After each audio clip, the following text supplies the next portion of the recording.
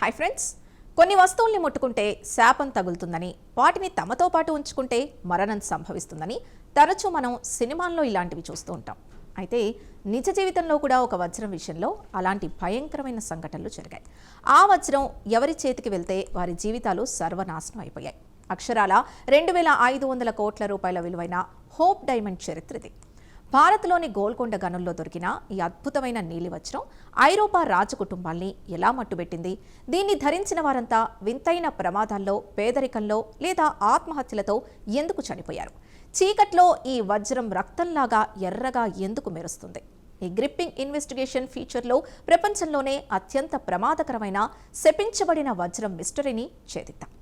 ఈ వజ్రం చరిత్ర 17వ శతాబ్దంలో నాటి గోల్కొండ రాజ్య పరిధిలోని కృష్ణానది తీర ప్రాంత గనుల్లో మొదలైంది. అప్పట్లో గోల్కొండ కోట ఈ వజ్రాల వ్యాపారానికి ప్రపంచ కేంద్రంగా ఉండేది. అందుకే వీటిని గోల్కొండ వజ్రాలు అని పిలుస్తారు. ఈ హోప్ డైమండ్ చుట్టూ ఒక కథ ప్రాచుర్యంలో ఉంది. ఇదొకప్పుడు సీతాదేవి విగ్రహానికి కన్నుగా ఉండేదని, దాన్ని దొంగిలించినందుకే ఆ శాపం మొదలైందని అంటారు. అయితే చరిత్రకారుల ప్రకారం ఇది కేవలం ఒక కల్పిత కథ మాత్రమే. ఈ వజ్రం విలువను పెంచడానికి, దీనికి ఒక మిస్టరీని జోడించడానికి ఆనాడు వ్యాపారులు సృష్టించిన కథే ఇది. 1666లో ఈ వజ్రాన్ని కొని ఫ్రాన్స్ రాజుకు అమ్మిన వ్యాపారి టావెర్నియర్ ఆ తర్వాత రష్యా ప్రయాణంలో వింతగా మరణించాడని ప్రచారంలో ఉంది. కొందరైతే ఆయన అడవి కుక్కల దాడిలో చనిపోయారని, అది వజ్రం శాపమేనని నమ్ముతారు. కానీ చరిత్రకారుల ప్రకారం ఆయన వృద్ధాప్యంతోనే కన్నుమూశారు.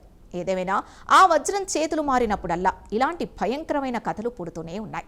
అయితే ఇది కేవలం ఒక ఆరంభం మాత్రమే. ఇక టావెర్నియర్ నుండి ఈ వజ్రం ఫ్రాన్స్ రాజు 14వ లూయిస్ చేతికి చేరింది. ఆయన దీన్ని గ్రేట్ వైలెట్ అని పిలిచేవాడు. ఆయన దీన్ని ధరించిన తర్వాత కొద్ది కాలానికే మసూచి వ్యాధితో చనిపోయాడు. ఆ తర్వాత వచ్చిన 16వ లూయిస్, ఆయన భార్య మేరీ ఆంటోనెట్ ఈ వజ్రాన్ని అత్యంత ఇష్టంగా ధరించేవారు. కానీ ఫ్రెంచ్ విప్లవం సమయంలో వారిద్దరినీ బహిరంగంగా ఉరితీశారు. ఆ వజ్రాన్ని తాకిన ప్రతి ఒక్కరూ రక్తం చిందించాల్సిందేనన్న భయం అప్పట్లో మొదలైంది. 1792లో జరిగిన దోపిడీలో ఈ వజ్రం మాయమైపోయింది. మళ్ళీ కొన్నేళ్ల తర్వాత లండన్లో ప్రత్యక్షమైంది. 1839లో హెన్రీ ఫిలిప్ హోప్ అనే బ్యాంకర్ ఈ వజ్రాన్ని కొన్నాడు. అందుకే దీనికి హోప్ డైమండ్ అని పేరు వచ్చింది. ఆయన చనిపోయిన తర్వాత ఈ వజ్రం ఆయన మనవడికి దక్కింది. ఆశ్చర్యకరంగా అపర కుబేరుడైన ఆయన ఈ వజ్రం చేతికి రాగానే దివాలా తీశాడు. చివరికి ఆ వజ్రాన్ని అమ్మేసి పేదరికంలోనే మరణించాడు. ఆ తర్వాత దీన్ని కొన్న ఎవెలిన్ వాల్ష్ మెక్లీన్ అనే అమెరికన్ బిలియనీర్ జీవితం మరింత నరకంగా మారింది. ఆమె కొడుకు కారు ప్రమాదంలో చనిపోయాడు. కూతురు ఆత్మహత్య చేసుకుంది. భర్త పిచ్చాసుపత్రిలో ప్రాణాలు వదిలాడు. చివరకు ఆమె కూడా మానసిక వేదనతోనే చనిపోయింది. మరి ఈ శాపం వెనుక సైన్స్ ఏమైనా ఉందా? శాస్త్రవేత్తలు ఈ వజ్రాన్ని అతినీల లోహిత కాంతిలో ఉంచి పరీక్షించినప్పుడు ఒక షాకింగ్ విషయం తెలిసింది. ఈ వజ్రం మీద కాంతి పడి ఆగిపోయిన తర్వాత కూడా అది చీకట్లో నిప్పు కణికలాగా ఎర్రగా మెరుస్తోంది. సాధారణంగా నీలి వజ్రాలు ఇలా ఎరుపు రంగులో మెరవవు. ఇందులో ఉన్న బోరాన్ మరియు నైట్రోజన్ మూలకాల వల్ల ఇలా జరుగుతోందని సైన్స్ చెబుతున్నా ఆ ఎర్రటి వెలుగును చూసిన వారు మాత్రం అది రక్తదాహం అని భయపడుతూ ఉంటారు. చివరికి 1958లో హ్యారీ విన్సన్ అనే జ్యువెలర్ ఈ వజ్రాన్ని అమెరికాలోని స్మిత్సోనియన్ మ్యూజియానికి విరాళంగా ఇచ్చేశాడు. ఆశ్చర్యకరమైన విషయం ఏంటంటే, అంత విలువైన వజ్రాన్ని మ్యూజియానికి పంపేటప్పుడు ఆయన ఇన్సూరెన్స్ కూడా తీసుకోకుండా కేవలం ఒక సాధారణ పోస్టు ద్వారా పంపించాడు.